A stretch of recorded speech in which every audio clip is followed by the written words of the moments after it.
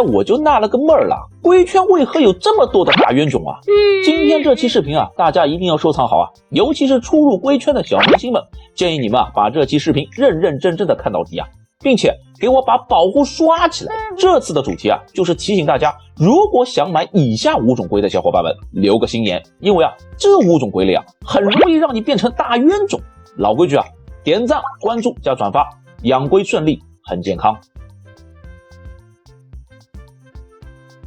大冤种龟类排行榜，大部分人都被坑过。Number 5， 草龟。很多人都觉得草龟是非常普及而便宜的龟类，其实啊，它们的套路非常多啊，什么白玉草啊、微变异、金钱草、黄肉草、大头草、斑纹草、外堂草、掌墨，五花八门，看得众龟友是一愣一愣的。各种华丽的词藻堆砌得他们眼花缭乱，奸商们就是抓住玩家猎奇的心理，从一堆龟苗里面挑出一些个体差异大的龟，随手打上一个套路标签，就这么翻一个几十倍的价格卖给你。虽说以上提到的这些特殊个体确实存在，苦于很多玩家根本就不懂识别，往往事后才发现，原来这些所谓的精品啊，也就是几块钱的玩意儿。如果你真的不懂啊，还是多问问群友再下决定吧，别被商家牵着鼻子走。Number 4， 小青。其实啊，小青这种龟小豹是非常推荐的，为什么？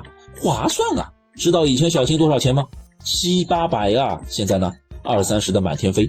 但是就是有很多的玩家愿意去相信那些所谓的与众不同，你这几十块的小青哪能和我这大几百的比呢？虽然大家都是三黄，你的黄是山寨，我的黄是正宗。小豹这里又遇到过太多花了大几百买了所谓的纯种小青龟，结果养着养着便飞球了。当然有些玩家就是喜欢追求极致，底板要牙底，那才是纯种。哦耶！请问你看一个人漂不漂亮是看脚底板的吗？你把龟养在缸里，希望它翻肚皮吗？那不是嘎了吗？不过我后来想想啊，也有一种情况例外，菜市场卖龟过秤的时候看底板。Number 3， 佛鳄。小豹对鳄龟没什么追求，所以也就没怎么关注鳄龟圈，但是对于这个圈子的一些声音啊，还是有所耳闻的。多少人为了得到一只霸气侧漏的鳄龟，投奔在寻求极品的道路上无法自拔，可往往得到名不副实的期待。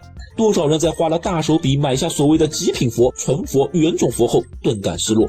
花了大几百、大几千的佛鳄，迎来的不是羡慕和夸赞，而是质疑和嘲讽。从那一刻起，他们将希望寄托在下一次的苦苦寻觅中，最后越陷越深。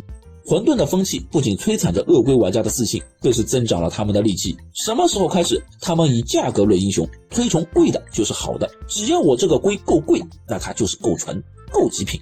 殊不知啊，他们早已落入了奸商编织的陷阱里，任其宰割。Number 2， 黄猿碧壳龟。小豹一直是黄猿坚定的拥护者，但是依然无法包容这个圈子里的乌烟瘴气，围绕着基因论、产地论、品相论的争吵从未间断。小豹是相信基因论的玩家，但是却不敢鼓吹大家去信奉基因论，因为基因论和产地论早就成为了奸商收割小白的利器。多少奸商鼓吹自己的黄猿血统多纯正，产地多靠谱，到头来不过是一场骗局。所以啊，小豹只能退而求其次，让大家眼见为实，品相好的才值得你花大价钱去搏一下。当然，如果真的有诚实守信的商家，我还是更相信基因占据着颜值的主要因素。只可惜啊，这个圈子太乱了。Number 1， 红面大龟。说到红面啊，就不得不聊个有趣的话题了。今年的国产红面大跌，让无数玩家欣喜不已。其实啊，这个是市场反噬的结果。多少红面玩家花了大几千喜提小种红面后，养着养着就大呼上当。小种变大种的戏法是比比皆是啊，龟是小种变大种，自己变成大冤种。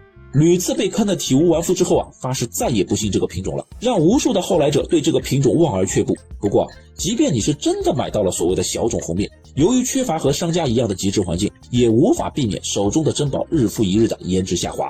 到头来买到的极品最美丽的时刻，就是拆开包装盒的那一刻。这种龟啊，你该如何保持它的极致容颜，成为了难以攻克的重大难题。我是小豹，我们下期再见了。